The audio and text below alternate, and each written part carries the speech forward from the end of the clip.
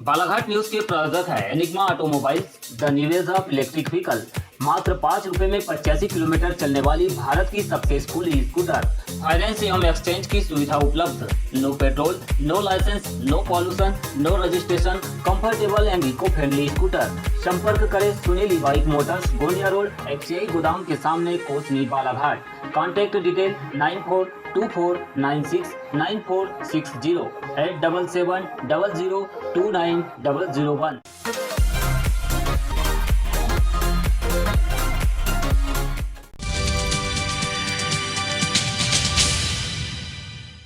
परसवाड़ा विधानसभा क्षेत्र के विधायक रामकिशोर कावरे ने जब से आयुष राज्य मंत्री का पदभार संभाला है, वे निरंतर प्रदेश सहित जिले में आयुष्मान भारत योजना के तहत विभिन्न विकास कार्यों और स्वास्थ्य सेवाओं से जुड़े कार्यक्रमों को लेकर कार्य कर रहे हैं। लेकिन उनके विधानसभा क्षेत्र में ही स्वास्थ्य सेवाओं का बुरा हाल बना हुआ है। ऐसी ही एक तस्वीर सामने आई है वनग्राम सर्रा में, जहां पिछले 2 सालों से उप स्वास्थ्य केंद्र का ताला नहीं खुला है और ना ही यहां पर स्वास्थ्य कर्मी और स्वास्थ्य कार्यकर्ताओं ने कोरोना त्रासदी के बीच पहुंचकर लोगों का स्वास्थ्य चेकअप किया है। विडंबना की बात तो यह है कि एक विशेष जनजाति बैगा समुदाय की एक महिला ने 3 माह पूर्व नवजात शिशु को जन्म दिया है। उसके बच्चे को आज तक BCG और मीजल्स का टीका तक नहीं लगा है, जिससे उस बच्चे की हालत गंभीर बनी हुई है। कल जब हमने इस गांव का दौरा किया तो पता चला कि बच्चे की हालत दिन ब दिन बिगड़ रही है, लेकिन स्वास्थ्य लाभ के लिए इस गरीब परिवार के पास जेब में नकदी पैसा तक नहीं है। कोरोना त्रासदी के चलते इस परिवार के सामने आर्थिक संकट ऐसा है कि वे केवल सरकारी अनाज से पेट भर रहे हैं। इस समस्या को लेकर हमने तमाम जवाबदेह शासकीय सेवकों से भी चर्चा की है। तो आइए देखते हैं यह रिपोर्ट। उप स्वास्थ्य केंद्र सर्रा के हालात तो आप देख ही चुके हैं, लेकिन अब हम आपको ले जाते हैं एक और दिलचस्प खबर की ओर, जो कि ग्राम सर्रा से ही है। और यहाँ पे इस खबर से रिलेटेड जानकारी के लिए हमारे साथ मौजूद है यहाँ की आंगनवाड़ी कार्यकर्ता। तो आइए जानते हैं इनसे कि आखिरकार यहाँ पे जो उप स्वास्थ्य केंद्र के हालात यहाँ पे बने हुए हैं जर्जर हालात में, और यहाँ पे कोई डॉक्टर नहीं पहुँच रहे हैं, तो इससे किस प्रकार का असर यहाँ पे ग्रामीणों को पड़ रहा है, ये जानने का प्रयास करेंगे हम इस रिपोर्ट में। क्या नाम आपका? मेरा नाम है श्रीमती बसु पंद्रे। 15 मैडम, ये बताएंगे ये जो उप स्वास्थ्य केंद्र यहाँ पे दिखाई दे रहा है, कितने दिनों से बंद है यहाँ पे? सर ये तो बहुत दिन से बंद है। तो यहाँ पे कोई ANM या जो स्वास्थ्य कार्यकर्ता होते हैं या डॉक्टर होते हैं, आते हैं, पहुँचते हैं कभी? पहुँचते हैं सर, पर ये बंदेज रहता है, इसको तो इसका कोई उपयोग नहीं होता? नहीं होता। हमें जानकारी मिली है कि यहाँ पे एक परिवार, आदिवासी परिवार ऐसा है जिसके बच्चे को आज तक कोई टीका नहीं लगा है, सुनने में आया डिलीवरी होने के बावजूद। सर पहले बच्चे को तो लग गया, अभी का बच्चा को नहीं लगा है। क्यों नहीं लगा, क्या कारण मानते हैं? सर वो सीटर लोग को तो मैंने फोन करी, डिलीवरी हो गई। आप आंगनवाड़ी कार्यकर्ता है, आपके पास उन्होंने पोषण आहार के लिए आते होंगे जो गर्भवती महिलाएं हैं, और टीकाकरण को लेकर भी आप उनसे पहल करते होंगे, चर्चा करते होंगे, तो आपने कभी चर्चा किए थे उनसे? सर मैंने तो चर्चा करी थी उनको टीका लगवा करके, तो उन्होंने बोले ये डॉक्टर इनसे नहीं आई तो मैं हम कहाँ से टीका लगाए। तो यहाँ पे कोई मैडम नहीं आए, इस वजह से टीका नहीं लगा? हाँ, तो उन्होंने बोलते हैं गाँव में से लगाएंगे, हम बालाघाट नहीं ले जाते बोले। अच्छा, तो कौन है यहाँ की ANM? क्या नाम? मिला सहारे। अच्छा, वो आती है बालाघाट यहाँ पे? सर तो उनको अवगत कराया नहीं आपने इस बच्चे के बारे में कि ये इनको आज तक टीका नहीं लगा है? मैंने तो बोली सर उनको टीका नहीं लगाए, तो आएंगे बोलते हैं खुला मौसम देख के आएंगे और लगा देंगे खाना। अच्छा, तो अभी तक नहीं लगाया है? अभी तक नहीं लगाया। उनको तो BCG भी लगना था जी, BCG तो कोई टीका नहीं लगा है। बच्चे की क्या स्थिति है, आप कभी देखे जाके? मैं देखी सर, आज भी गई थी मैंने। क्या स्थिति है बच्चे का? तो बुखार है बहुत, मैंने बोली भी। तो ये है चंद्रवती मड़ावी जी, जिनका जिक्र आंगनवाड़ी कार्यकर्ता ने किया था। इन्हें यही वो बच्चा है जिसे अभी तक BCG का जो टीका है वो ANM की ओर से नहीं लगाया गया है।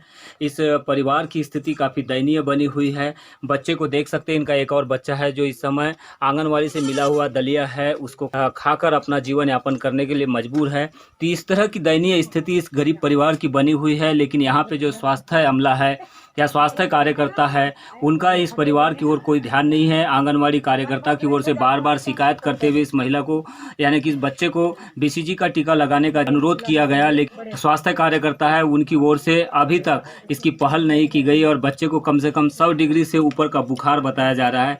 ऐसी स्थिति में ये बच्चे की क्रिटिकल स्थिति बनी हुई है। तो ये तमाम तस्वीरें आदिवासी क्षेत्रों में भयावह तस्वीरें हैं, आदिवासी परिवारों को और इंसानियत को झकझोर करने वाली तस्वीरें हैं। एक ओर सरकार तमाम दावे करती है कि हम हर परिवार तक उन्हें शासन की योजनाओं का लाभ पहुंचाने का दावा करती है, लेकिन दूसरी ओर ऐसी तस्वीरें निकलकर सामने आती है आदिवासी क्षेत्र में, जहां पे सरकारी योजनाओं का क्रियान्वयन नहीं होना एक बड़ी दुविधा बन जाती है। और ऐसी स्थिति में कई आदिवासी परिवारों के जो बच्चे हैं उनको न्यूट्रिशन नहीं मिलने की वजह से बच्चे और समय पर उपचार नहीं मिलने की वजह से बच्चे मौत के मुंह में समा जाते हैं। विगत कई वर्षों से वारासिवनी कटंगी मार्ग का अधूरा निर्माण कार्य अब 1 माह के पश्चात शुरू हो जाएगा। मध्य प्रदेश राज्य खनिज विकास निगम के अध्यक्ष व क्षेत्रीय विधायक प्रदीप जायसवाल के द्वारा वारासिवनी विधानसभा क्षेत्र के इस महत्वपूर्ण मार्ग की जर्जर स्थिति को देखते हुए अपनी चुनौती के रूप में लेकर वित्त विभाग से विशेष अनुमति के बाद मुख्यमंत्री से चर्चा कर 30 किलोमीटर लंबे वारासिवनी कटंगी सड़क निर्माण के लिए 65 करोड़ की स्वीकृति दिलाई गई है। जल्द ही मार्ग का निर्माण कार्य जबलपुर की JRTS कंपनी के द्वारा किया जाएगा। इस निर्माण कार्य की शुरुआत 1 माह के बाद शुरू हो जाएगी। गौरतलब है कि लंबे अरसे से वारासिवनी कटंगी मुख्य मार्ग जर्जर होने की वजह से आवागमन करने वाले लोगों को काफ़ी तकलीफ और परेशानियों का सामना करना पड़ता था। साथ ही मार्ग पर जगह जगह बड़े बड़े गड्ढे होने के कारण आए दिन सड़क दुर्घटनाएं भी हो रही थी। पूर्व में भी देश की नामी कंपनी IFFS के द्वारा इस मार्ग का निर्माण कार्य किया जा रहा था, लेकिन वारासिवनी कटंगी मार्ग का अधूरा निर्माण कार्य छोड़कर कंपनी वापस चली गई, जिसके बाद सड़क निर्माण कार्य अधूरा ही रह गया और जनप्रतिनिधियों के लिए चुनौती बन गया था। इसी के चलते विधायक प्रदीप जायसवाल के द्वारा इस अधूरे पड़े निर्माण कार्य को पूर्ण करवाने के लिए इस चुनौती को स्वीकार किया गया और इसकी स्वीकृति दिलाकर कार्य जल्द ही शुरू कराने का रास्ता निकाला गया है।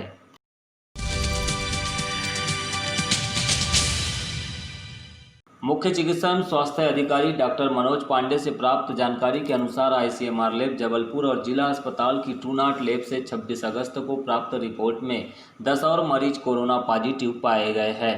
इन 10 मरीजों के अलावा एक मरीज बालाघाट का स्टेशनरी व्यापारी है जो अपने हार्ट का इलाज कराने नागपुर गया था और वहां पर कोरोना पॉजिटिव आया है। इन मरीजों की कॉन्टैक्ट और ट्रैवल हिस्ट्री का पता किया जा रहा है। पॉजिटिव मरीजों में लांजी से 1, वारासिवनी के सिहारी टोला से 1, बैहर से 4 जिसमें एक 14 वर्षीय बालिका और एक 6 वर्षीय बालक भी है। इसी तरह एक मरीज साले टेकरी, एक मरीज कटंगी और लामता मोहगांव से एक महिला सहित आबकारी अधिकारी बालाघाट भी कोरोना पॉजिटिव पाए गए हैं। इसमें आबकारी अधिकारी की गंभीर लापरवाही भी सामने आई है, जो कि हॉटस्पॉट वाले स्थान से आने के बावजूद स्वयं को क्वारंटाइन नहीं कर पाए थे।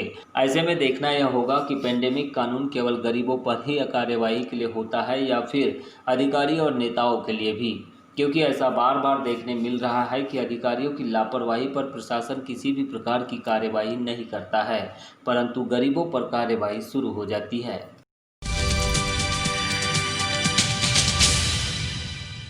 जनपद पंचायत परसवाड़ा के ग्राम भीड़ी में कराए गए विभिन्न कार्यों की जांच कराए जाने को लेकर लोग मुखर हो गए हैं। इस संबंध में ग्राम पंचायत के लोगों ने जिला कलेक्टर कार्यालय पहुंचकर मामले की शिकायत की है। शिकायतकर्ता ग्रामीणों ने बताया कि गांव में 4 वर्ष पहले ग्राम पंचायत भीड़ी से 4 पुलिया का निर्माण कराया गया है। शिकायतकर्ता ग्रामीणों ने बताया कि गांव में 4 वर्ष पहले ग्राम पंचायत भीड़ी में 4 पुलियाओं का निर्माण कराया गया है, जो स्वीकृत राशि से कम का बना है, जिसकी जांच कर गबन की राशि वसूली की जाए।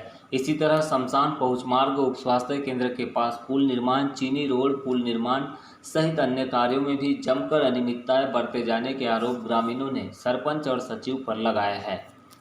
वही तरह की मतलब सरपंच और सचिवों ने मिलकर जो पंचायतों में काम करवाए हैं, उसी की शिकायत हमने जनपद में भी दिए, SDM को भी दिया और यहाँ भी मतलब लेके आए कि उनके ऊपर मतलब जांच होना चाहिए। किन किन जो विकास कार्यों में गबन किया गया ऐसा आपका आरोप है? वो CC रोड है, पुलिया है, तालाब हैं।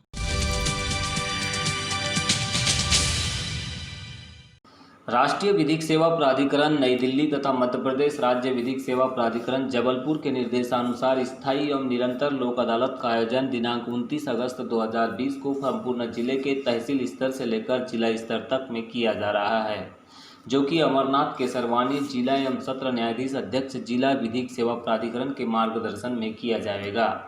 प्रशासनिक अधिकारी, न्यायिक अधिकारी, अधिवक्ता, विद्युत, बैंक, बीमा, नगरपालिका आदि के अधिकारियों के साथ भी बैठक का आयोजन कर नेशनल लोक अदालत में अधिक से अधिक प्रकरणों के निराकरण के लिए समुचित सहयोग की अपेक्षा की गई है।